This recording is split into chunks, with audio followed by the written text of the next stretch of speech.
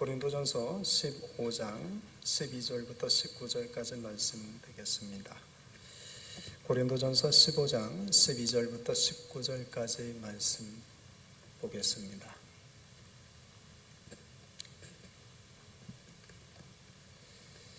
우리 한 절씩 교독합시다.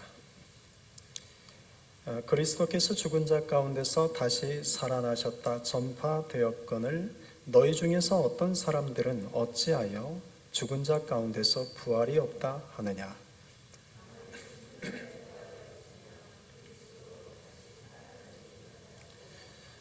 그리스도께서 만일 다시 살아나지 못하셨으면 우리가 전파하는 것도 헛것이요 또 너희 믿음도 헛것이며 또 우리가 하나님의 거짓 증인으로 발견되리니 우리가 하나님이 그리스도를 다시 살리셨다고 증언하였습니다.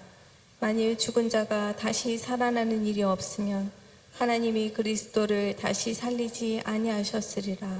만일 죽은 자가 다시 살아나는 일이 없으면 그리스도도 다시 살아나신 일이 없었을 터이요.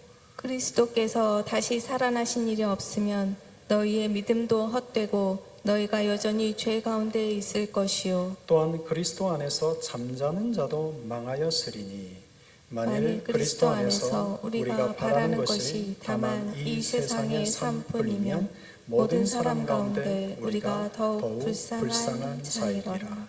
아멘. 현대인들이 예수님과 관련해서 믿지 못하는 세 가지가 있습니다. 첫째는 예수님께서 동정녀 탄생하셨다는 것입니다. 둘째는 예수님은 사람이면서 동시에 하나님이시다는 것입니다. 또 셋째는 예수님은 죽어서 다시 살아나셨다는 것입니다. 예수님의 동정녀 탄생, 또 예수님의 인성과 신성, 또 예수님의 부활, 이 세 가지는 현대인들이 이해하고 받아들이기에는 너무나 어려운 이야기입니다. 논리적으로 이성적으로 설명할 수 없습니다. 또 과학적으로 증명시킬 수도 없습니다. 예수님께서 2000년 전 유대 땅 갈릴리에서 태어나신 사람, 2000년 전 유대 땅 갈릴리에서 살았던 사람이라는 것은 역사적으로 증명할 수 있습니다. 허구의 인물이 아니라는 것은 수많은 역사책들과 사람들이 증언합니다. 그런데 그 예수가 어떻게 동정녀 탄생을 했을까? 그 예수가 어떻게 하나님 사람이면서 동시에 하나님일 수 있는가? 그 예수가 죽어서 어떻게 다시 살아날 수 있는가? 현대인들의 이성과 논리, 과학적으로는 믿기에 너무나 어려운 이야기들입니다. 그런데 중요한 것은 우리는 이것을 믿습니다.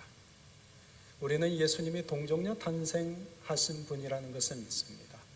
우리는 예수님이 사람이면서 동시에 하나님이시라는 것을 믿습니다. 우리는 예수님이 죽어서 다시 살아나신 분이라는 것을 믿습니다. 우리는 부활을 믿습니다. 우리가 논리적으로 이성적으로 이해가 되고 과학적으로 증명되기 때문에 믿는 것이 아닙니다. 반대로 우리가 믿기 때문에 그것이 이해가 됩니다. 믿기 때문에 그것이 내 안에 깨달아 알게 됩니다. 신앙은 지식과 과학의 영역이 아닙니다. 믿음의 영역입니다. 논리적이고 이성적으로 설명 가능하며 과학적으로 입증 가능한 것은 신앙의 영역이 아닙니다. 그것은 과학과 지식의 영역입니다. 만일 우리가 믿는 하나님이 우리의 논리, 이성, 과학 안에만 존재하는 분이라면 그분은 살아있는 하나님이 아닙니다. 사람이 만든 거짓 신에 다름없습니다. 하나님은 사람의 논리, 사람의 이성, 사람의 과학을 초월해 계십니다. 예수님은 동정녀 탄생했습니다. 예수님은 사람이면서 동시에 하나님이십니다. 예수님은 죽었다가 다시 살아나셨습니다. 이것은 지식과 과학의 영역이 아니라 믿음의 영역입니다. 그러므로 믿는 자들, 바로 그리스도인이라고 부릅니다. 그리스도인은 복음을 믿습니다. 여러분도 복음을 믿죠? 여러분, 복음이 무엇입니까? 우리가 교회에서 가장 많이 들은 단어 중 하나가 복음입니다. 그런데 정작 이 복음이 무엇인지를 설명해 보십시오 라고 말하면 우물쭈물하기 시작합니다. 복음에 대해서 정확하게 모르기 때문입니다. 복음이란 로마서 1장 2절에서 이같이 말씀합니다. 로마서 1장 2절 우리 같이 한번 읽읍시다. 이 복음은 하나님이 선지자들을 통하여 그의 아들에 관하여 성경에 미리 약속하신 것이라. 여러분, 이 복음은 성경에 미리 약속하신 것입니다. 누구에 대해서입니까? 하나님의 아들, 그의 아들에 대해서입니다. 그 아들이 누구인지 로마서 1장 3절과 4절에서 이같이 말씀합니다. 그의 아들에 관하여 말하면 육신으로는 다윗의 혈통에서 나셨고 성결의 영으로는 죽은 자들 가운데서 부활하사 능력으로 하나님의 아들로 선포되셨으니 곧 우리 주 예수 그리스도시니라. 여러분, 복음은 누구를 지칭합니까? 복음은 누구를 지칭합니까? 하나님의 아들이신 예수 그리스도를 지칭합니다. 그렇다면 그 복음의 내용은 무엇입니까? 왜 예수 그리스도가 복음이 될 수 있습니까? 왜 예수가 우리의 그리스도이며 왜 예수 그리스도가 우리에게 기쁜 소식을 주는 복음이라 할 수 있습니까? 그 내용은 육신으로는 다윗의 혈통을 따라 사람으로 태어나셨고 성결의 영으로는 죽은 자 가운데서 부활하셨기 때문입니다. 한마디로 예수님이 우리의 복음인 것은 예수님은 성경대로 사람으로 오셨다가 성경대로 죽은 자 가운데서 다시 살아나신 분이기 때문입니다. 죽음을 이기셨고 죽음을 깨트리신 분이기 때문입니다. 이것이 복음의 핵심입니다. 그래서 고린도전서 15장 3절과 4절에 보면 이 복음의 핵심을 이렇게 간략하게 다시 정리해서 말씀합니다. 고린도전서 15장 3절 4절 내가 받은 것을 먼저 너에게 전하였다. 내가 받은 것이 뭡니까? 복음이죠. 이걸 너에게 전하였다. 그 내용이 뭐냐면 이는 성경대로 그리스도께서 우리 죄를 위하여 죽으시고 장사 지낸 바 되셨다가 성경대로 사흘 만에 다시 살아나셨다. 여러분, 복음의 핵심은 예수님이 죽은 자 가운데서 다시 살아나셨다는 데 있습니다. 예수님이 부활하셨다는 것이 복음입니다. 지금까지 인류의 그 어떤 위대한 사람이 살다가도 죽음에서 다시 산 사람이 없습니다. 죽음을 이긴 자가 없습니다. 죽음을 깨뜨린 자가 없습니다. 그런데 예수님은 성경대로 사람의 몸을 입고 이 땅에 오셨다가 죽은 자 가운데서 다시 살아나셨습니다. 예수님은 부활하셨습니다.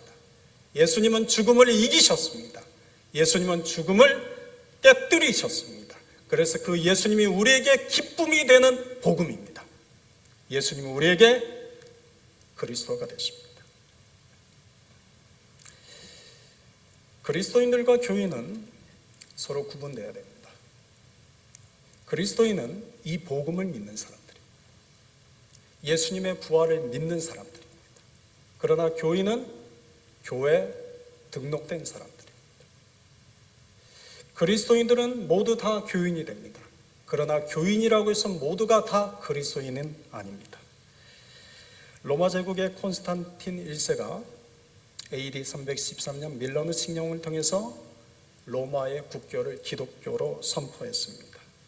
그때부터 유럽의 산업혁명이 시작된 18세기에 이르기까지 유럽은 크리스텐돔을 이루었습니다. 크리스텐돔, 이건 기독교 왕국을 뜻합니다. 이 시대 유럽에서는 사람이 태어나면 영아 세례를 받습니다. 그리고 교회에 그 이름이 기록이 됩니다. 그리고 그는 평생 교회를 중심으로 삽니다. 교회의 가르침과 교회의 전통을 따라 살게 되고 삶에 있어서 치러야 될 모든 중요한 의식은 다 교회에서 치릅니다. 결혼식, 성년식, 장례식까지 다 교회에서 치릅니다. 온전히 삶의 시작과 끝이 교회를 중심으로 살아갑니다. 그런데 그들 중에 교인이라고 부를 수 있지만 그들 중에 그리스도인이 아닌 사람들도 있었습니다. 그들의 이름이 어렸을 때 교회의 명부에 기록되어졌고 유아 세례를 받았고 커서는 입교식을 했고 또한 교회에서 결혼식도 했고 교회에서 성년식도 했고 그랬음에도 불구하고 그리스도인이 아닌 사람들이 있었습니다. 그들은 복음을 믿지 않았습니다. 예수님의 부활을 믿지 않았습니다. 교인들 중에 부활을 믿지 않는 사람들이 의외로 많습니다. 바울이 2차 전도 여행 중에 고린도 교회를 세웠죠. 그런데 고린도 교회는 우리가 잘 아는 것처럼 굉장히 부흥한 교회였습니다. 부흥한 교회의 특징 중에 하나는 문제가 많습니다.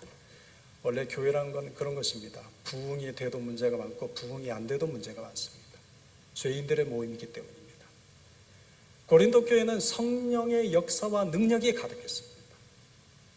그런데 교회 안에는 분열과 갈등이 심했습니다. 특별히 이 고린도 교회의 문제점 중에 하나는 부활을 믿지 않는 자들이 많았다는 것입니다. 오늘 본문 12절에 바울이 이 부분을 지적합니다. 그래서 오늘 본문 12절을 봅시다. 그리스도께서 죽은 자 가운데서 다시 살아나셨다 전파되었거늘. 여러분 이것이 복음입니다. 그리스도께서 다시 살아나셨다. 이 복음이 고린도 교회에 전파되었고 고린도 교회가 세워졌습니다. 그런데 그 교회 안에 너희 중에서 어떤 사람들은 어찌하여 죽은 자 가운데서 부활이 없다 하느냐. 사도 바울이 이 소식을 전해 듣고는 속이 상했습니다. 너무나 속이 상했습니다. 그 고린도 교회는 예수가 부활하셨다, 예수님이 죽은 자 가운데서 다시 살아나셨다는 이 복음 위에 교회가 세워졌는데 어찌하여 너희는 이 부활이 없다고 말하느냐. 속이 상했습니다. 그래서 이 부활에 대한 내용을 쓴 장이 오늘 고린도전서 15장입니다. 그래서 이 고린도전서 15장은 우리가 부활장이라고 부릅니다. 부활을 믿지 않는 성도들에게, 더 정확히 말하면 부활을 믿지 않는 교인들에게 복음의 포인트는 부활에 있다. 그리스도인의 중심에는 이 부활이 있다. 이것을 절규하면서 가르쳐주기 위해서 쓴 내용이 고린도전서 15장입니다. 오늘날 교인 중에도 부활을 믿지 않는 분들이 많습니다. 미국의 교인 중에 설문조사를 했어요. 미국의 크리스찬들 중에 교회를 다닌 분들에게 당신은 부활을 믿습니까? 그랬더니 무려 60%만이 믿는다고 대답을 했어요. 40%는 나는 부활은 믿지 않습니다. 나는 부활이 중요하지 않습니다. 나는 그냥 교회를 다닙니다. 여러분은 부활을 믿으십니까? 여러분은 부활을 믿으십니까? 놀라운 것은 목사들 중에도 부활을 믿지 않는 사람들이 있습니다. 신학자들 중에서도 이 부활을 믿지 않는 사람들이 있습니다. 교회를 오래 다녀서 직분자가 되고 교회를 이끌어가는, 교회를 대표하는 목사가 되고 남들이 존경할 만한 학문을 쌓아서 신학자가 됐음에도 불구하고 이 부활을 믿지 않는 사람들이 많습니다. 여러분, 교회 직분자요, 목사요, 신학자라고 해서 그들이 다 복음을 믿는 것이 아닙니다. 그들이 다 부활하신 예수님을 믿는 것이 아닙니다. 성경에 대해서 박사라고 할지라도 그들이 다 부활하신 예수님을 믿는 것이 아닙니다. 여러분, 우리는 이것을 알아야 합니다. 부활이 없으면 그것은 복음이 아닙니다. 부활을 믿지 않으면 그는 그리스도인이 아닙니다. 부활을 믿지 않으면서 직분자가 될 수 있습니다. 부활을 믿지 않으면서 목사가 될 수 있습니다. 부활을 믿지 않으면서 유명한 신학자도 될 수 있습니다. 그러나 그리스도인은 아닙니다. 그러나 복음을 믿는 자도 아닙니다. 여러분, 복음의 핵심은 부활입니다. 사도 바울이라는 사람을 압니다. 이는 전에 사울이라는 이름을 가진 자였습니다. 그는 누구보다도 구약 성경을 열심히 공부하고 율법 학자가 된 사람입니다. 그는 누구보다도 여호와 하나님을 사랑했고 여호와 하나님을 믿는 일에 열심히 했던 자였습니다. 그런데 그는 예수 믿는 사람들을 박해하기 시작했습니다. 예수 믿는 교회를 무너뜨리는 것이 그의 사명으로 여겼습니다. 그 이유는 죽은 예수가 다시 살아났다고 믿는 그리스도인들에 대해서 도저히 그걸 이해할 수가 없었습니다. 그것도 같은 유대인들인데, 같은 여호와 하나님을 섬기는 유대인들인데 예수 그리스도가 죽어서 다시 살아나셨다, 이런 주장을 하는 자들을 이단이라고 생각했습니다. 그래서 이런 자들은 지구상에서 없애야 된다고 생각했습니다. 그래서 예수 믿는 사람들을 잡아다 옥에 가두기 시작했고 예루살렘 교회를 참멸하는 데 힘썼습니다. 그런데 그 예루살렘 교회에 박해가 일어나서 믿는 자들이 전 도시로 흩어졌습니다. 그런데 그 중에 일부가 다메섹이라는 도시로 가서 다메섹에 있는 유대의 회당에서 예수의 부활을 전하기 시작했습니다. 그 이야기를 그때는 사도 바울이 아니죠, 사울이 들었습니다. 그리고는 대제사장에게 가서 정권을 위임받아 다메섹에 있는 예수 부활을 전하는 자들을 잡아오기 위해서 길을 떠났습니다. 이후의 이야기는 우리가 다 잘 압니다. 다메섹으로 가는 길에 그는 누구를 만났습니까? 그냥 예수를 만나지 않았습니다. 부활하신 예수님을 만났습니다. 부활하신 예수님을 만난 후 그는 인생의 180도 바뀝니다. 전에는 예수 부활을 주장하는 자들을 박해하는 일에 자신의 생명을 걸었습니다. 그런데 부활하신 예수님을 만난 뒤부터는 반대로 이제는 예수 부활을 전하는 일에 자기 목숨을 거는 자가 됩니다. 예수 부활을 가르치는 교회를 세우는 일에 자신의 온 인생을 드리게 됩니다. 이유는 하나입니다. 예수님이 부활하셨다는 것을 알았기 때문입니다. 부활하신 예수님을 만났기 때문입니다. 예수님은 죽음을 이기신 자여 죽음을 깨뜨리신 자라는 것을 믿어졌기 때문입니다. 그럼 그가 성경을 다시 보기 시작했습니다. 창세기부터 말라기서까지, 그때는 구약 성경밖에 없었죠. 성경을 다시 쭉 읽다가 깨닫게 된 겁니다. 아하, 메시아 그리스도는 하나님의 아들이신데 그분은 성경대로 다윗의 혈통으로 이 땅에 태어나신 분이요, 그분은 성경대로 죽으셨다가 다시 살아나시는 분이다. 이걸 깨닫고는 전하기 시작한 겁니다. 사도 바울은 1차 전도여행부터 3차 전도여행까지 수많은 위험과 수많은 죽음의 위기를 겪으면서 복음을 전하며 다녔습니다. 우리가 전에 사도행전은 우리가 쭉 살펴본 적이 있습니다. 그런데 사도 바울이 수많은 위기와 어려움과 역경과 고통 속에서도 예수님이 부활하셨다는 이 복음을 전하는 일에 쉼없이 달려갈 수 있었던 것은 무엇이겠습니까?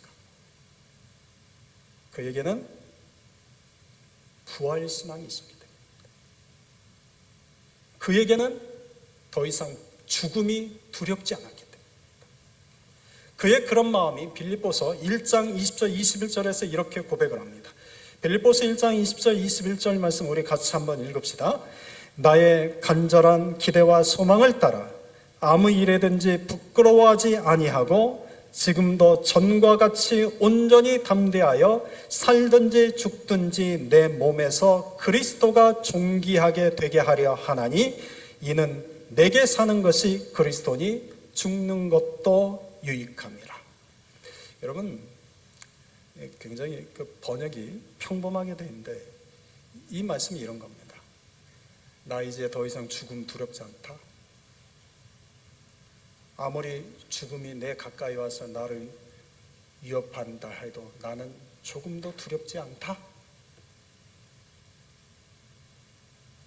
어차피 다 죽을 건데 이왕 내가 죽을 거면 예수를 전하다 죽겠다. 그래서 나의 죽음 속에서 예수의 이름이 존귀케 되었으면 좋겠다. 이 고백입니다.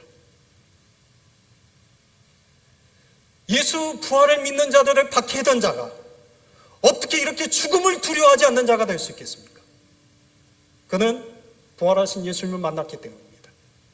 그는 부활신앙을 가졌기 때문입니다. 그런데 바울이 그렇게 복음을 전해서 세워진 곳이 고린도 교회인데 지금 고린도 교인들이 부활이 없다고 말하기 시작합니다. 여러분 얼마나 속이 터지겠습니까? 아니 그렇게 내가 목숨 걸고 모든 역경과 고난과 박해를 다 무릅쓰고 예수 부활하셨다라는 이 복음을 전해서 교회를 세우는데 그 교회에 다니는 성도들이 부활이 없습니다. 나는 부활을 믿지 않습니다. 얼마나 속이 터지겠습니까? 그래서 이렇게 절규를 합니다. 13절입니다. 만일 죽은 자의 부활이 없으면 그리스도도 다시 살아나지 못하셨으리라. 여러분 부활이 없다면 예수 그리스도가 다시 살아나지 못하셨을 것이다 라고 16절에서도 또 한 번 반복을 합니다.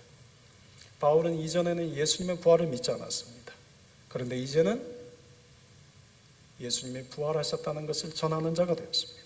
그런데 만일 부활이 없다면 예수님께서 부활하셨다는 것은 거짓이요, 또한 바울이 부활하신 예수님을 만난 그 사건도 거짓이 됩니다. 여러분 부활하신 예수님을 만난 적이 있으십니까?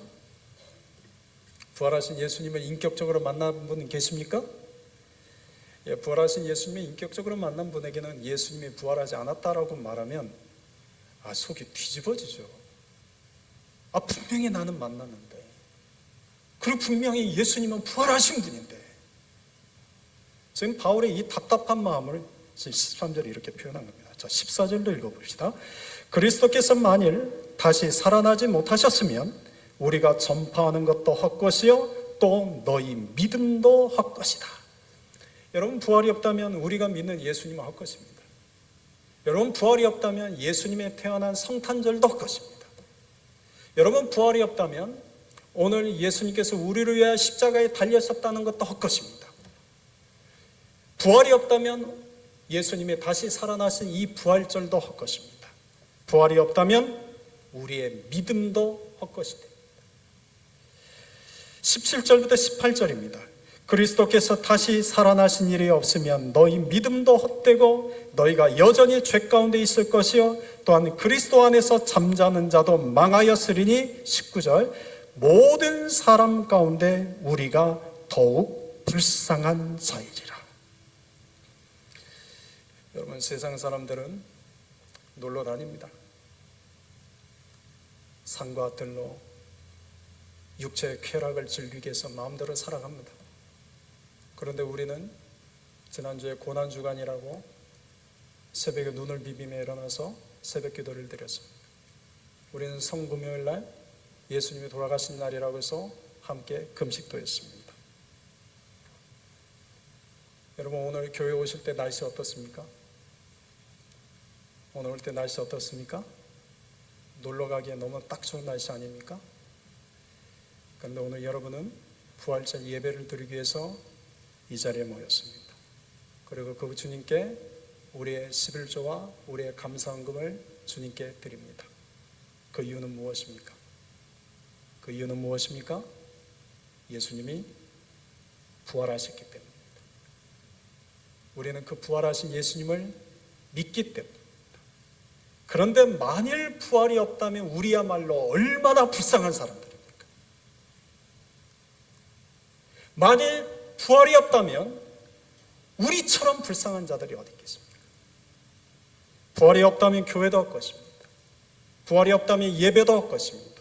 부활이 없다면 성경도 헛것입니다. 부활이 없다면 오늘 부활절 예배를 위해서 준비한 우리의 찬양과 이 예배도 헛것입니다. 부활이 없다면 설교도 헛것이요 찬양도 헛것입니다. 오늘 있을 세례식도 헛것이 됩니다. 성찬식도 헛것이 됩니다. 그런데 여러분, 예수님이 부활하셨습니다. 예수님이 부활하셨습니다. 예수님이 부활하셨습니다. 그래서 우리는 더 이상 헛것이 아닙니다. 우리의 믿음이 더 이상 헛것이 아닙니다. 우리의 예배가 더 이상 헛것이 아닙니다. 우리의 찬양이 더 이상 헛것이 아닙니다. 우리가 어렵고 힘들어도 주를 위해서 참고 견디는 것도 헛것이 아닙니다. 우리가 그 예수를 위해서 복음을 전하고 우리가 그 예수를 위해서 때로는 생명을 드리는 것도 헛것이 아닙니다. 예수님은 부활하셨기 때문입니다.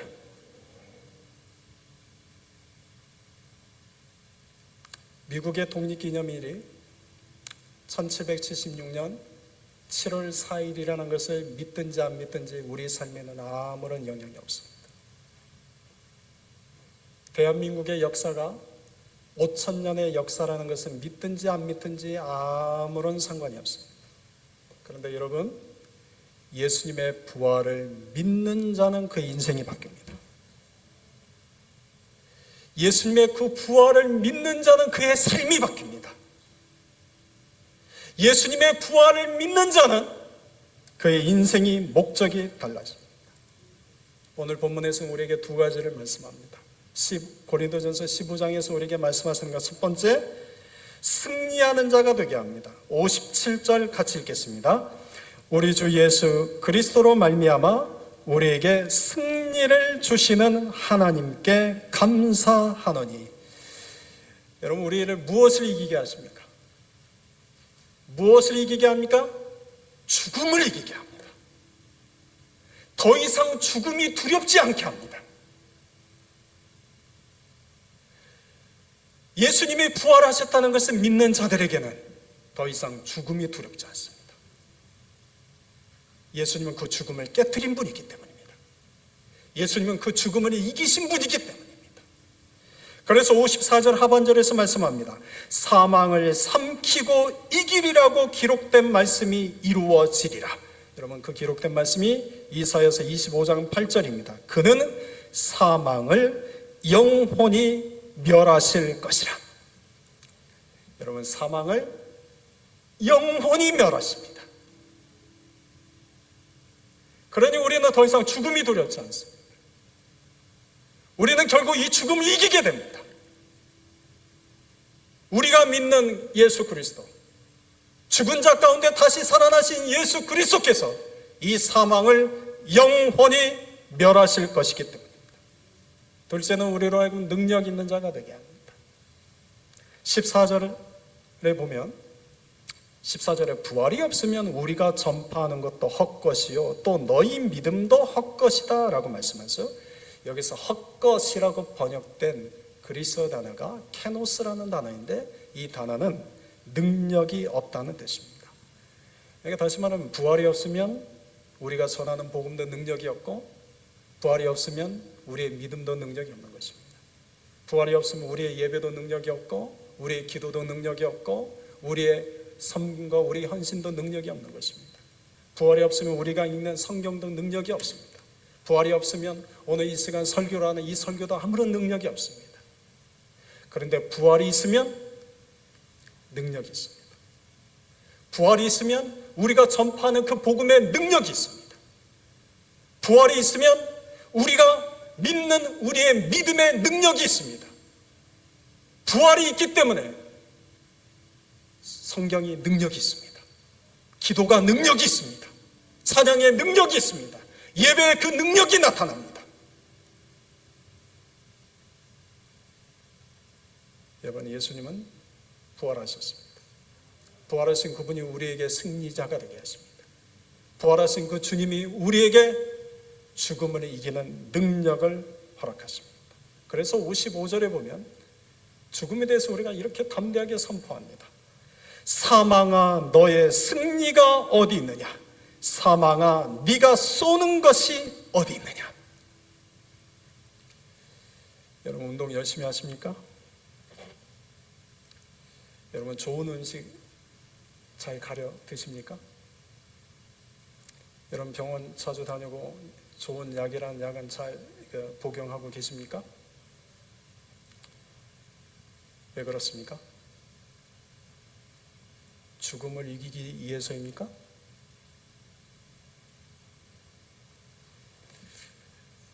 여러분, 운동 열심히 하고 좋은 음식 가려 먹고 병원 열심히 다니고 또 좋은 약 많이 복용하십시오. 그런데 그런다고 해서 죽음을 이기지는 못합니다. 다만 죽음을 미룰 수는 있습니다. 다만 죽을 때까지 다른 사람보다 좀 더 건강하게 살 수는 있습니다.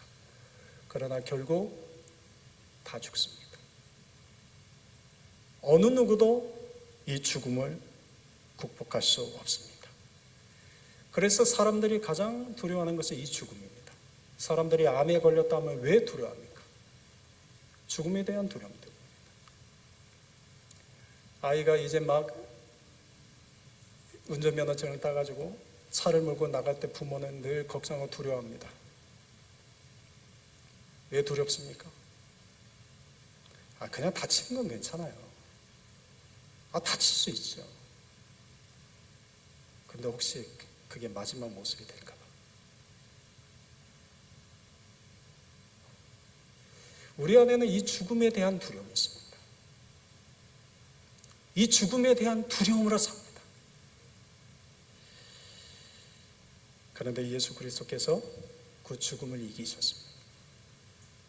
예수 그리스도께서 그 사망을 영원히 멸하시는 분이 되십니다. 그래서 우리가 그 죽음 앞에서 우리는 두려워하지 않습니다. 우리는 그 죽음 앞에서 담대하게 그 죽음과 맞설 수 있습니다. 사망아, 너의 승리가 어디 있느냐? 사망아, 네가 쏘는 것이 어디 있느냐? 고바데스라는 영화에 나오는 아주 인상적인 장면이 있습니다. 네로 황제가 로마에 있는 그리스도인들을 전부 다 붙잡아서 원형 경기장에 가둬뒀습니다. 그리고는 채찍질을 했습니다. 그런데 채찍질을 맞는 로마의 그리스도인들이 찬양을 하는 것입니다. 그 모습이 도저히 이해가 안 된 네로 황제가 이제는 굶주린 사자들을 원형 경기장에 풀어놨습니다. 그런데 이 그리스도인들이 두려워하기는커녕 굶주린 사자에 의해 물어뜯어 죽을 때까지 찬양하는 것입니다. 그렇게 해서 모든 그리스도인들이 다 죽었습니다. 네로 황제가 원형 경기장 아래로 내려갔습니다. 죽은 그리스도인들의 시체는 정말 말 그대로 참혹했습니다. 얼굴, 팔, 다리 제대로 몸에 붙어있는 시체가 없었습니다. 그런데 네로 황제가 그들의 모습을 가만히 관찰하다가 충격을 받습니다. 몸에서 떨어져 나간 머리에 얼굴의 모습은 웃고 있는 모습들이었습니다. 여러분, 이들은 그런 상황에서 어떻게 찬양할 수 있었을까요? 여러분, 이들은 어떻게 굶주린 사자에게 물어뜯기면서도 웃을 수 있었을까요? 그들에게는 죽음을 두려워하지 않는 부활 신앙이 있었기 때문에, 그들에게는 예수님이 죽음을 이기는 능력이 되어주셨기 때문입니다. 예수님의 12제자도 모두 다 복음을 전하다가 순교자가 되었습니다. 사도 바울도 복음을 전하다가 순교자가 되었습니다. 여러분, 어떤 이들은 예수님이 부활한 것이 아닌데 제자들이 거짓으로 꾸며낸 얘기라고 거짓 소문을 퍼뜨렸습니다. 여러분, 상식적으로 생각하면 만약 제자들이 예수가 부활하지 않았는데 거짓으로 꾸며낸 이야기였다면 누가 자기가 꾸며낸 그 이야기에 목숨을 겁니까? 사람은 누구나 죽음에 대한 두려움이 있어서 자기가 꾸며낸 얘기에 목숨을 걸지 못합니다. 제자들이 순교자가 될 수 있었던 것은 예수님 부활하셨기 때문입니다. 그들은 부활 신앙이 있었기 때문입니다. 그들에게도 예수님이 죽음을 이기는 능력이 되셨기 때문입니다. 2015년은 극단적 무슬림 테러리스트 IS에 의해서 이집트의 콥트 기독교인 21명이 리비아 해변에서 모두 참수형을 당했습니다. 이 장면을 알자지라 방송에서 이집트의 라이브로 방영했습니다. 21명의 곱트 그리스도인들을 해변가에 일렬로 쭉 세우고는 IS 테러리스트가 회유를 합니다. 너희 중에서 예수를 부인하는 자는 살려주겠다. 그런데 아무도 부인하지 않습니다. 그래서 본보기로 한 사람의 목을 참수합니다. 그리고 또 회유합니다. 너희 중에 예수를 부인한 자는 살려주겠다. 어느 누구도 부인한 자가 나오지 않습니다. 그 옆에 있는 사람의 목을 또 참수합니다. 그렇게 한 사람 21명의 목을 모두 참수했습니다. 약 1시간 가까이 그 장면이 생방송으로 방송이 되는데, 놀라운 것은 21명의 곱트교 그리스도인들 중에 단 한 명도 예수를 부인한 자가 없었다는 겁니다. 21명의 그리스도인들 중에 단 한 사람도 죽음에 벌벌 두려워 떨지 않았다는 것입니다. 여러분, IS 테러리스트들이 21명의 곱트 기독교인들을 죽였습니다. 그들이 이긴 것처럼 보입니다. 그런데 그날 이긴 것은 곱트 그리스도인들입니다. 그들은 죽음을 이겼습니다. 죽음을 두려워하지 않고 죽음을 이겼습니다. 그 이유가 무엇입니까? 내가 여기서 죽어도 다시 살아날 것이라는 부활을 믿었기 때문입니다. 예수님은 죽음을 이기게 하신 분이요, 예수님은 마지막 날 사망을 영원히 멸하실 분이라는 것을 믿었기 때문입니다. 여러분, 이처럼 부활신앙을 가진 자는 세상을 보는 눈이 달라집니다.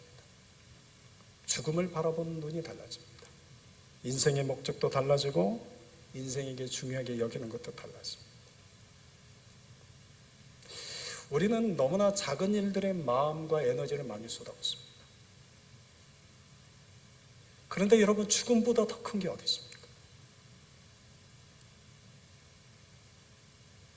내가 생각할 때 그게 중요하다고 여기는 그거 죽음과 비교했을 때 아무것도 아닙니다. 그런데 우리는 부활 신학이 있음에도 불구하고 죽음과 비교했을 때 너무나 사소한 것들에 우리는 너무나 많은 에너지를 쏟아붓고 삽니다. 여러분, 예수님은 나를 위해 부활하신 분이십니다. 예수님은 죽음을 이기신 분이십니다. 예수님은 나의 사망을 깨뜨려 주신 분이십니다.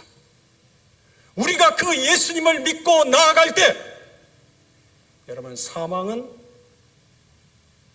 죽음은 우리 안에 힘을 잃어버릴 것입니다.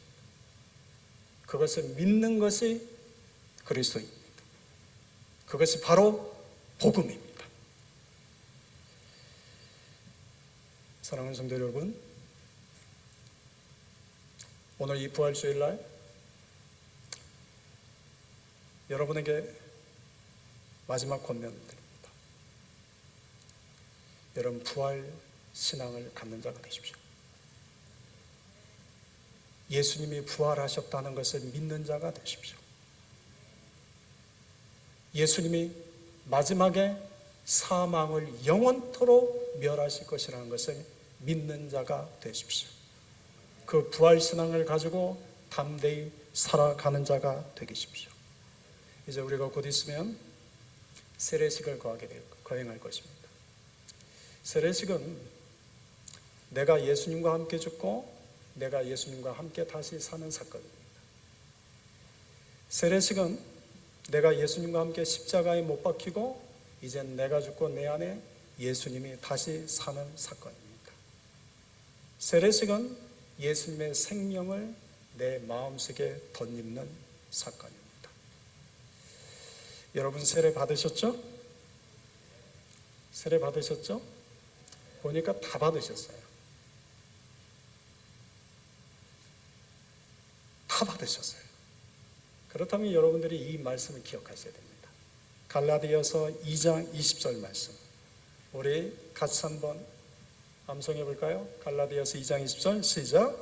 내가 그리스도와 함께 십자가에 못 박혔나니 그런즉 이제는 내가 사는 것이 아니요 오직 내 안에 그리스도께서 사시는 것이라.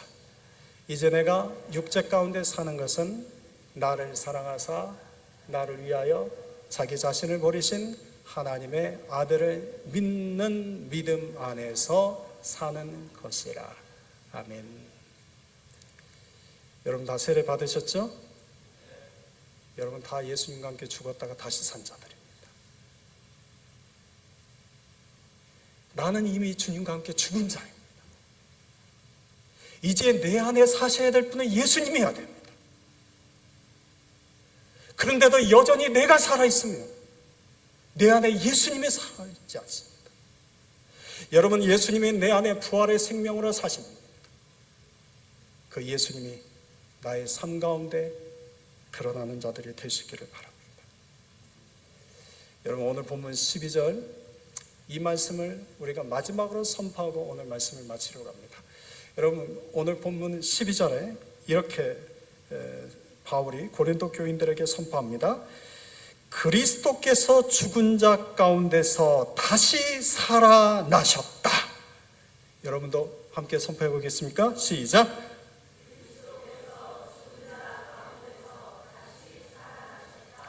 다시요. 우리 같이 다시 한번 선포합시다. 그리스도께서 죽은 자 가운데서 다시 살아나셨다. 아멘. 아멘. 기도하겠습니다.